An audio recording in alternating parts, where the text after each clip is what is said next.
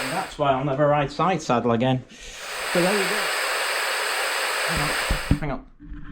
Memory card error? Oh, come on, Karina and Lee, I got the same problem you've got. Oh well, we'll have to do it all over again.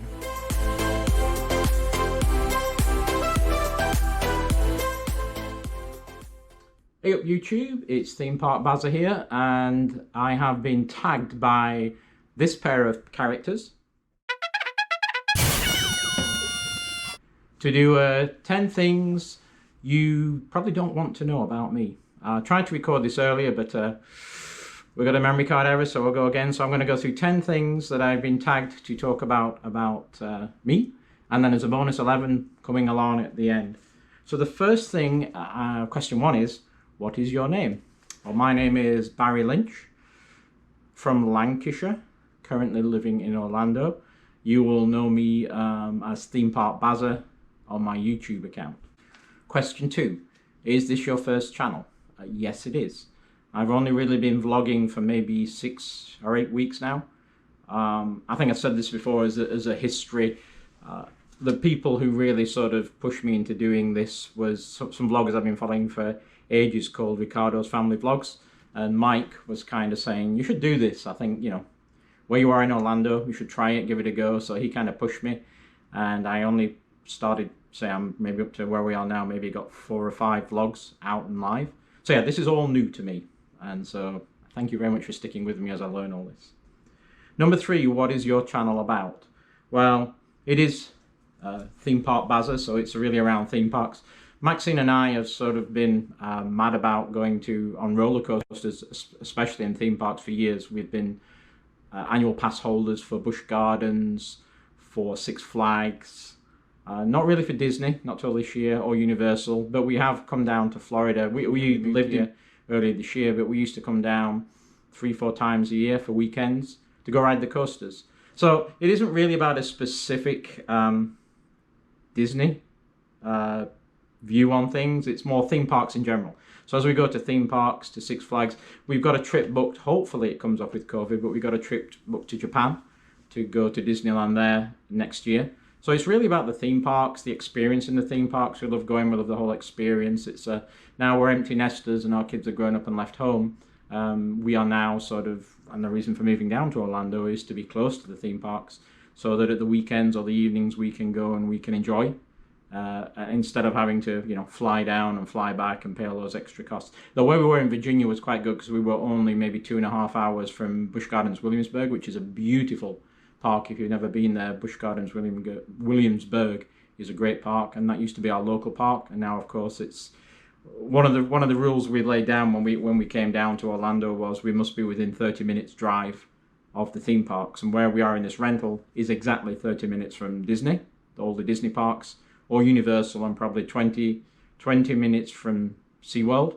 The one that is furthest out is Busch Gardens Tampa, where we're planning to go tomorrow, and that is maybe an hour and 15 minutes away. So it was one of our rules. We had circled where we're going to be. We had to be within that striking distance, so we could easily do a trip in and a trip back, or run over in the evening, which again, if you're going to be a local and an annual pass holder, then that's the bonus, is you can go and many times and just run in and run back.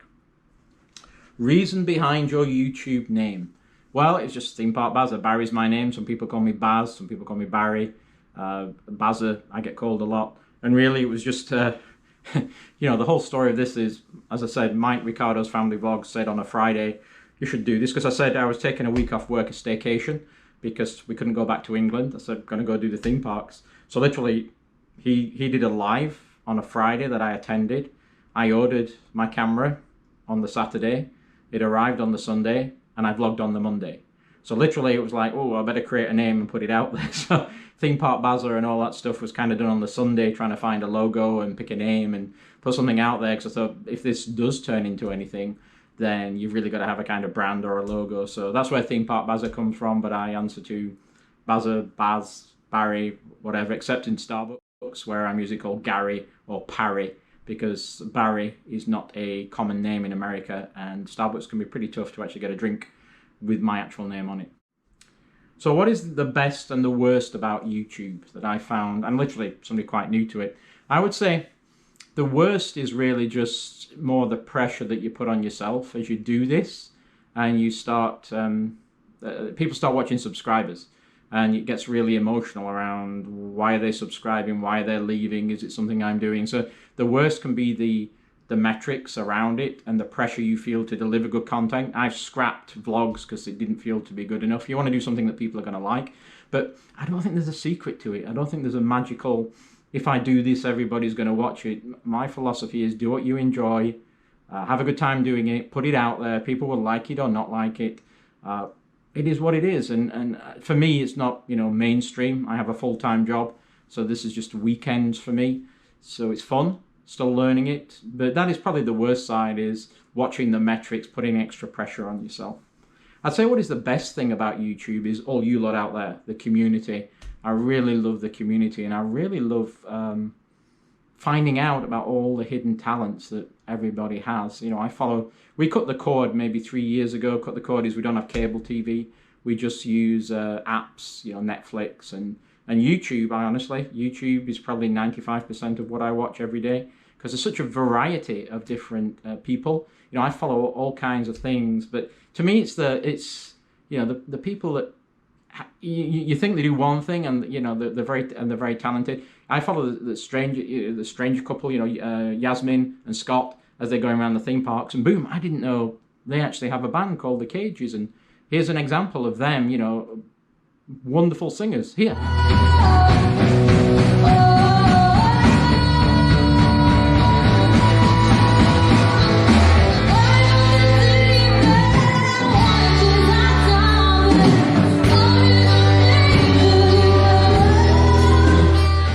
And then another one I can think of along those lines was Ricardo's Family Vlogs. I was following them as a family, you know, going to parks. We bonded with them because they had kids that were very similar to ours at that age.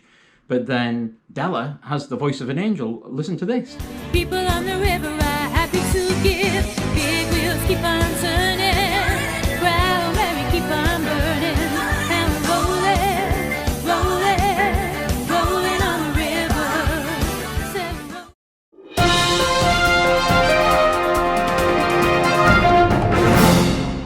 Homeward bound, I am found.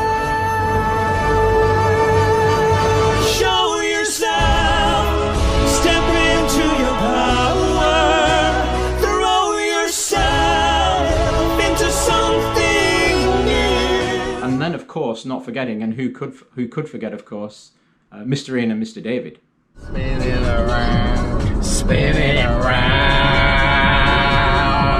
This vlog is sinking too. Higher, higher, higher, higher to you. Yeah. Okay, let's move on. But going back to Mr. Ian and Mr. David, especially Mr. David, the artistic, I mean, the artwork that they do is just absolutely fantastic. I mean, look at this.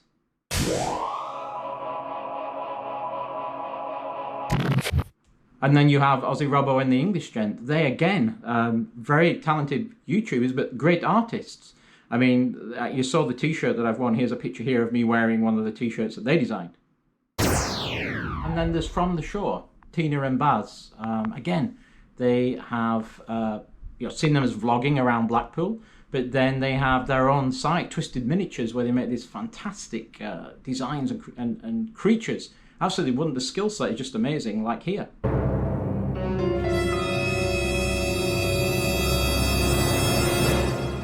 And even Lee and Karina, there, I'm watching one when he was making not an X-Wing, a TIE fighter for Star Wars. Just the skill, it just amazes me that everybody, whoever you are out there, you all have a wonderful skill. Some people don't think so, but everybody's unique. That's what I like about YouTube. Everybody's unique. Everybody has something to offer, something to give. And it's that community and education and sharing and bringing everybody along that I really love around YouTube. It's that whole community thing. So all you out there, you're all special. You all do wonderful things. Keep doing them, because we all appreciate it. And I, as much as anybody, enjoy learning new things, learning facts, learning the sort of wonderful skills that everybody has. You know, I can't sing, I can't dance, I'm not very good at doing models. So I'm playing around with YouTube, and then my only other passion, I guess, is the, which gets into the hobbies, is really sort of sci-fi. So you see from here, if anybody probably remembers what TV series this was, but hobbies wise, don't really have a lot of hobbies. In fact, YouTube has become my hobby because I work full time. I have quite a busy job, travel a lot of the time, obviously not with COVID being on, but as far as this point 6, your hobbies, it's really, we have almost sold to be a vlog coming on that, a house in Virginia, a big house. It was a 4-bedroom house, 2 acres of land. And so for somebody who's away for 2 weeks out of every 4, my hobby was usually maintaining the house, cutting the grass, doing all the maintenance. I love going outside. I love being outside. I'm not the sort of person who goes on a holiday and wants to sit on the beach and read a book. It's kind of, I want to keep moving and doing things. That's why theme parks are great, because for me, every day in a theme park is usually around 4 or 5 miles walking and sort of seeing things and being outside. So for me, I always enjoyed that. Now we're in a rental here in Orlando. I don't have to do that because the house is paid with a HOA. So I have some spare time now. And that's what really got me thinking about doing something with a hobby around YouTube. So I'm kind of learning it as we go, playing around with it. But for me, this is in the time I have, which is really only at the weekends. And again, I also want to be going to theme parks at the weekends. It's it's a challenge to post more than once a week and get content done and edited.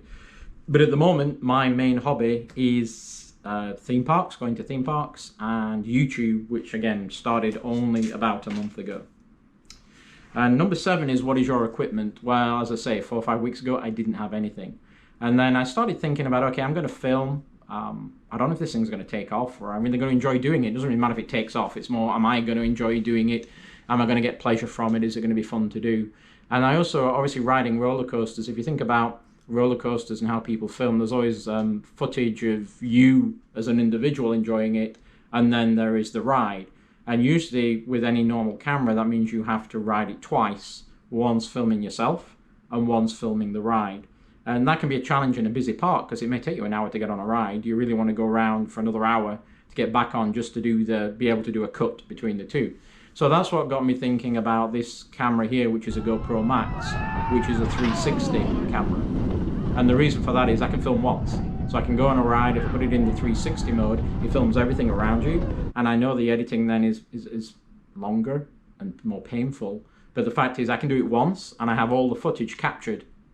And it's just a matter of editing then. So I can capture things. So that was really, I have a GoPro Max. I bought some batteries with it. I have a stand and a stick to walk around. I just actually bought, we're going to Busch Gardens tomorrow, and they allow chest harnesses or wrist harnesses. So I brought a GoPro chest harness and wrist harness. So that's it. All I have is this one GoPro. I don't use a phone. And all my editing is done on this iPad, which, it runs out of memory. I have to keep deleting files whenever it's a pain. Every time I try and compile something, it just isn't enough memory on it. So I have ordered an upgrade to the iPad to get one with a bigger memory, but I don't have. I found that 4 or 5 weeks ago playing with this, that Apple was the best editing software, and that's the only Apple thing I own is an iPad. So I wasn't really wanting to invest in a ton of new hardware, and that's it. One person, a GoPro, and an iPad, and this is what you're seeing here. Is and the technology and the power in these things today is really a lot more than it was a few years ago. Last time I filmed anything, and I did used to film a bit maybe 20 years ago when our children were young, when we had camcorders. For the younger people, that's when it was tapes. We did actually go to DVCs or digital tapes inside those, but I'm talking back when things were this big with the batteries. So I have got experience of doing some filming before.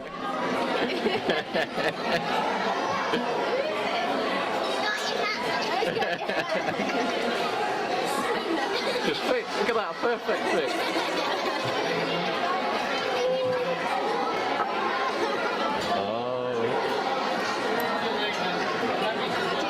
That was really to capture the moment for the children, because video is far more expressive than a photograph, to remember a scene, the noise that going on. So when we first came to Disney with our kids in 2000, I've got all those videos now digitized and stored in the cloud.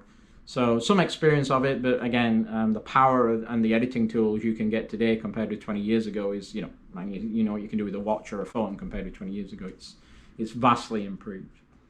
So number 8, your uploads. Uploads are always done on a Monday, lunchtime here in the US, which would be 5 p.m. UK time.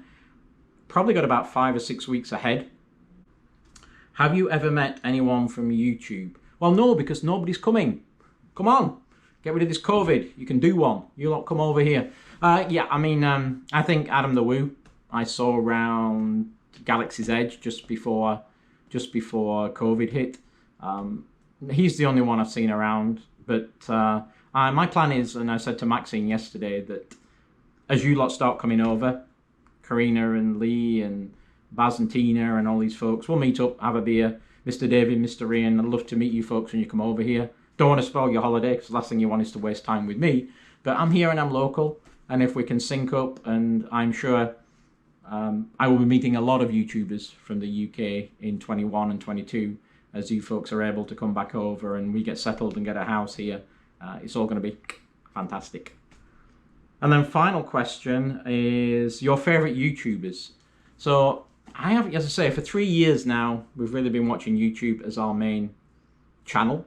So I have a wide variety. I initially started watching people who were traveling, because I do a lot of traveling, flights. So, you know, anybody who was doing like a flight channel at the time, anybody who was doing RVs.